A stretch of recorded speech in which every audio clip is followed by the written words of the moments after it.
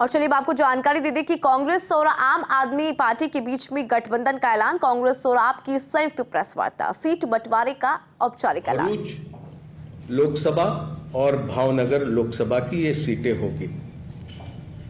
हरियाणा में 10 लोकसभा सीटों में से 9 सीटों पर भारतीय राष्ट्रीय कांग्रेस लड़ेगी और 1 सीट जो कुरुक्षेत्र की है वहां पर आम आदमी पार्टी के प्रत्याशी लड़ेंगे। चंडीगढ़ को लेकर लंबी चर्चा हुई, लेकिन आखिरी में यह तय किया गया कि चंडीगढ़ में भारतीय राष्ट्रीय कांग्रेस के प्रत्याशी चुनाव लड़ेंगे।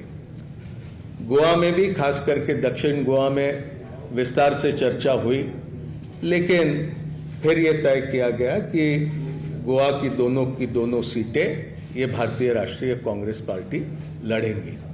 तो संक्षेप में ये सीटों को लेकर ये जानकारी आपके समक्ष रखनी थी।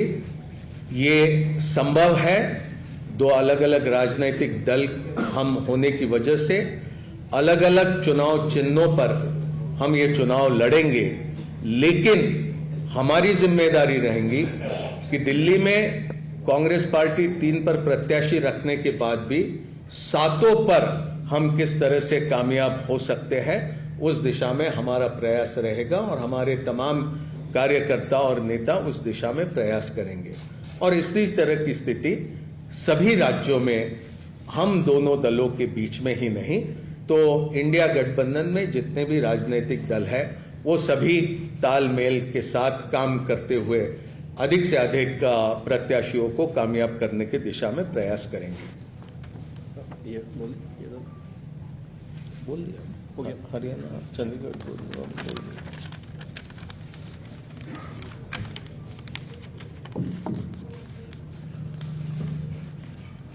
धन्यवाद मुकुल जी, आप सबका स्वागत है। तो सीटों के बारे में मुकुल जी ने सारे स्टेट्स का डिटेल में बता दिया है। मैं बस इतना ही कहना चाहता हूं कि आज देश जिस परिस्थिति से गुजर रहा है, जिस तरीके से भारतीय जनता पार्टी की सरकार सारी संस्थाओं को खत्म कर रही है एक एक करके, जिस तरीके से चुनावों की चोरी हो रही है, जिस तरीके से चुनावों की चोरी करने के लिए, चुनावों को जीतने के लिए विपक्षी नेताओं को जेल में डाला जा रहा है, जिस तरीके से किसानों के साथ अन्याय हो रहा है, जिस तरीके से पूरी देश की जनता बेरोजगारी, महंगाई से जूझ रही है, आज देश को एक ईमानदार और मजबूत विकल्प की जरूरत है।